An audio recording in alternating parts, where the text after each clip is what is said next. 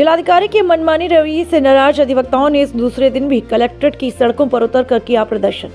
बृहद आंदोलन की दी चेतावनी। बता दें, मंगलवार को दी डिस्ट्रिक्ट बार एसोसिएशन अध्यक्ष एडवोकेट अरविंद पाठक व मंत्री एडवोकेट रणधीर सिंह के नेतृत्व में बैठक कर अधिवक्ता दिन भर न्यायिक कार्य से विरत रहे।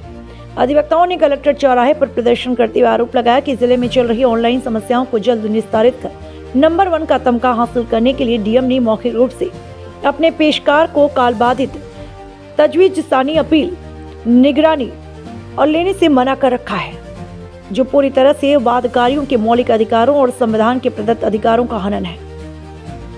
यदि जिले का मुखिया ही कानून व्यवस्थाओं का उल्लंघन करेगा तो राजस्व की निचली अदालतों से न्याय की अपेक्षा नहीं की जा सकती। यदि हमारी मांगे पूरी नहीं की गई तो वादकारियों के हित में हम अधिवक्ताओं का आंदोलन इसी तरह से जारी रहेगा, जो आगे चलकर बृहद रूप लेगा।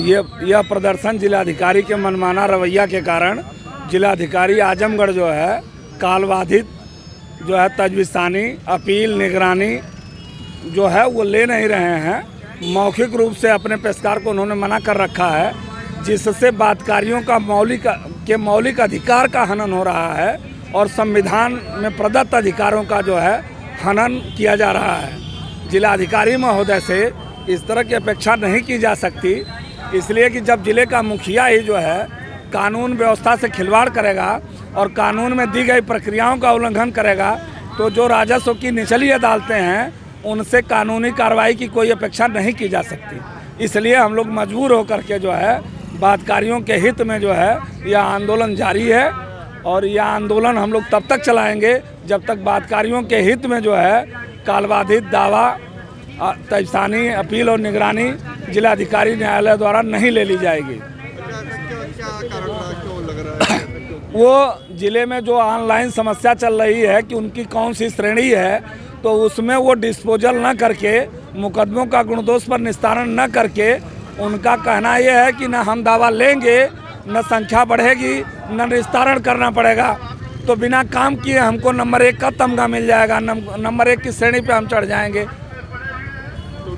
क्या लग रहा है आपको इस प्रदर्शन से कितना फर्क पड़ेगा? अगर इस प्रदर्शन से जिलाधिकारी महोदय के कान तक आवाज़ गई तो ठीक है, अन्यथा जिले की सारी जितने भी न्यायालय हैं उनको हमने कल बुला रखा है। उनके अध्यक्ष मंत्री को, उनके जो पदाधिकारी हैं वो आएंगे, उनसे रणनीति बना करके और 26 तारीख को जिले के समस्त जो न्यूज़ चैनल हैं या जो प्रिंट मीडिया है, सारे संपादकों को हम पत्र लिख करके जो है और 26 तारीख को जो है उनसे मीटिंग करके और विस्तृत चर्चा करेंगे कि हमारे इस आंदोलन का जनहित में जो प्रचार प्रसार करें, जिससे हमारी आवाज़ जो है मुखिया तक जो है प्रदेश के मुखिया तक पहुंच सके। किन्हीं परिस्थितियों में अगर ऐसा नहीं होता है तो इस लड़ाई को हम सड़क से लेकर के जो है विधानसभा तक रखेंगे। माने उसके पहले जब तक ये दावा नहीं लिया जाएगा, ये लड़ाई समाप्त नहीं होगी। ये हमारा जो है निश्चित जो है कार्यक्रम लिया जाएगा, जिस भी तरह से होगा। संभव नहीं है इसलिए कि यह मौलिक अधिकारों की बात है, तो इस तरह की निरंकुशता जो है लोकतंत्र में नहीं चलने दी जाएगी। कानून का राज है और संविधान से इतर जिलाधिकारी को हम नहीं चलने देंगे। रामा कैलाश यादव। कहाँ से आए? हम आए हैं सदर तहसील के अंतर्गत एक गांव आखिरी छोर पे पड़ता है, गुजर पार। क्या हुआ है आने के बाद? आने के बाद जब हम आते हैं अपना काम धाम छोड़ के, हम लोग आते हैं, आने के बाद हड़ताल हो जाता है, तारीख लग जाती है। हम लोग किसान आदमी घर का खेती करें कि दौड़ दौड़ के आजमगढ़ आए, कुछ काम नहीं होता है हम लोगों का। हम लोग बहुत परेशान रहते हैं सर। एक तो हम लोग छोटे कारोबारी काम करने वाले हैं खेती बाड़ी के, और खेती बाड़ी छोड़कर हम लोग गाँव पे आए हैं।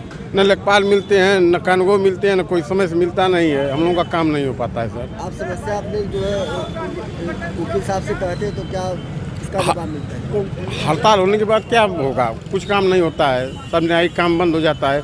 हम लोग आते हैं 100 रुपया भाड़ा लगा के, फिर 100 रुपया भाड़ा लगा के गाँव पे जाते हैं।